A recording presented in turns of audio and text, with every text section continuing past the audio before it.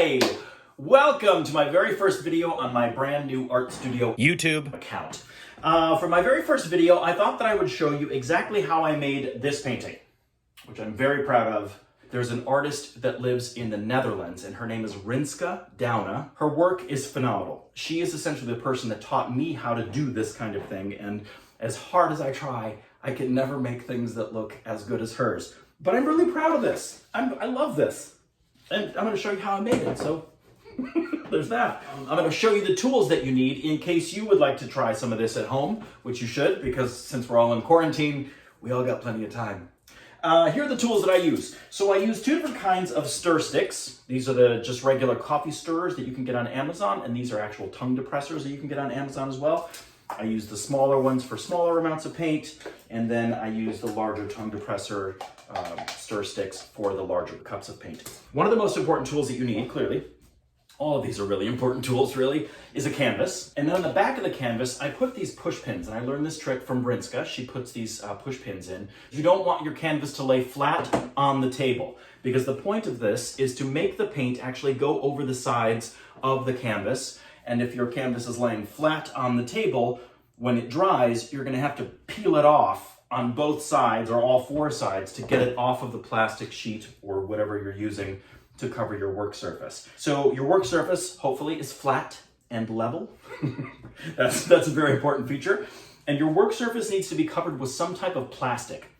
These are just recycling bags that I use. People use old shower curtains or those plastic tablecloths. And the reason that people use plastic so much is because when acrylic paint dries on this plastic, you can peel it right off, and then you have a fresh new work surface on which to make dirty again. And then I also, because this is a larger size canvas, and I don't use the expensive canvases, I just use the cheap ones.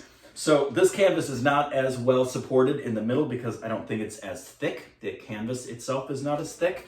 So I put this little thing together myself, which is literally just 4 sheets of cardboard, 4 sides of a box, and I cut it down to the right size, and then I taped it all up so that when I have my canvas that's this size, I can put this cardboard piece in, and I use these little stir sticks to wedge it in there to make sure it's not going to fall out, just to give the canvas a little bit more support, because when you put paint in the middle of the canvas, and you're not using the expensive canvases, it has a tendency to sag. And then as it's drying, after you're finished with your masterpiece, you don't want to walk away and come back and find that the whole thing has just all pooled in the center. So this cardboard in the back of my canvases actually kind of keeps that from happening. It keeps it from pooling in the middle. The level, which is important, you need the level to make sure that your canvas is level and not tilting to one side, because you don't want your masterpiece ruined. You need way more paper towels than you think you need, or make some work cloths, which are really great that you can wash. This is a handheld blowtorch. The reason that you need this is because you need to pop the air bubbles that are in the acrylic paint, especially after you use the most important tool, which I'll show you in a second. Air bubbles get trapped inside, and as the paint dries, it creates these little craters in the completely dried version. And also the blowtorch helps pop the air bubbles and bring up the color from underneath. You'll see all that in the video if you watch the video of how I made this.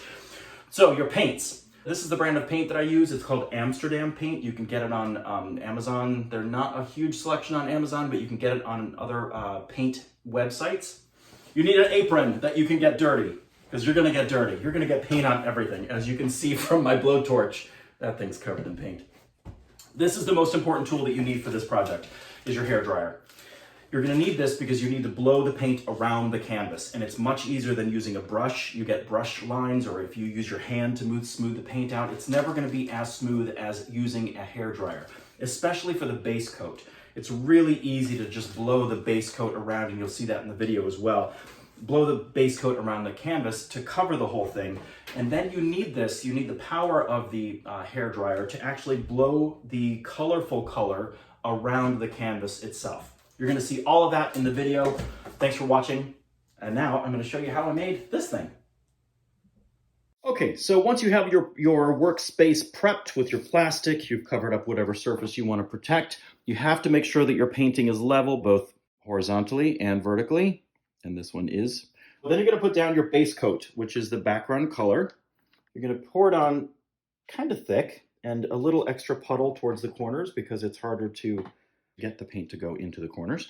Then you're going to use your hairdryer. So once you've used your hairdryer to blow the background color around, the next thing that I do is I just make sure that I've covered the sides all the way around and the corners, because sometimes the paint doesn't want to go, especially when you're blowing it around the canvas, it doesn't want to go into the corner. So I just run my finger along the outside. Our background color is done. We've got some left in the cup. I didn't use it all, which is kind of important and will come into play in a minute. So now I'm just going to start layering in the paints. Primary blue, I'm going to drop some in the center. And I'm going to put a good fair amount because this is a rather large canvas. So that's a good amount. And I'm just going to make essentially concentric circles. So this is a purpley red. And this is just plain old violet. And then we're going to finish it off with some gold. And these are all Amsterdam paints. They are all just mixed with water. All right, so now that we have some color on the canvas, we're going to surround this puddle with some background color. So there's a lot of paint on there, right? So now what I'm going to do, seems kind of strange, but I'm going to take the hairdryer and I'm going to blow that background color over our colorful puddle. So here we go. And we're done. No, I'm just kidding. I'm going to pop any air bubbles, and I can see some. I'm actually going to go around the rest of the canvas and make sure that there aren't any air bubbles that I need to pop here. Now what I'm going to do is I'm going to use the hairdryer and I'm going to blow through the top layer of this background color, exposing the colorful puddle underneath, and just move it out in a couple of places. And I'm going to try to go to the left, to the right, and down. We'll see exactly how that works.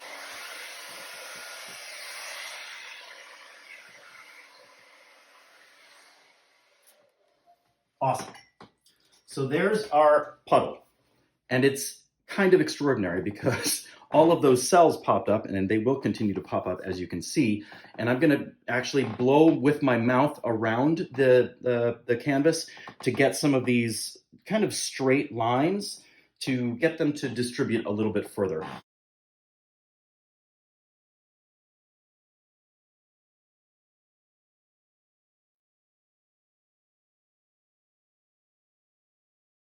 Awesome.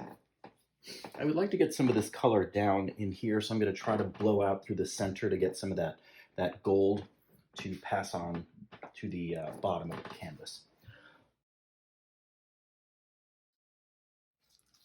I like the way that looks. Get rid of some of these big cells here.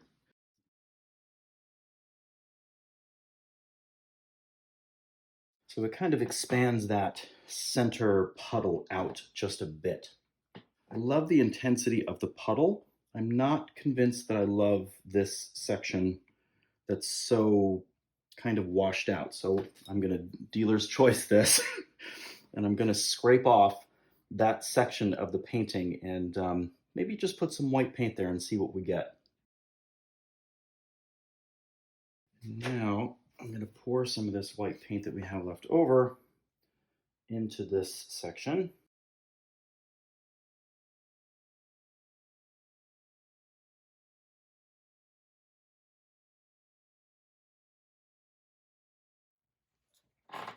So I'm going to use the hairdryer one more time and see if I can blow any of this paint this way and see exactly what will happen.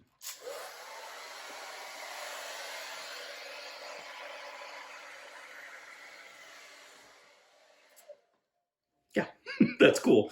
I might just actually blow just a little bit more of this way.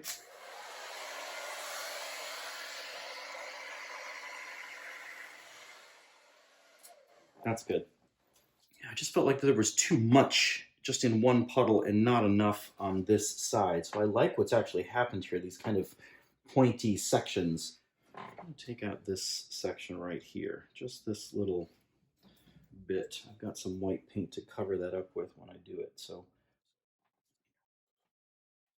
yeah, I think this is really interesting. And as you can see, as we've let this sit for a few minutes, these cells have started to increase in size, and they will continue to. It looks nice. I like this little, I love this little wisp. A little wisp here and a little wisp there, and the wisps. I like these little wisps. These are little Rinska wisps. Hashtag Rinska-Wisps. that add something kind of interesting, and they mix with the white paint and add some movement, and yeah, I'm pretty happy with that. I really like the way it looks. That's it! Easy, right? This one actually took a lot of work, but I really do like the way that it turned out.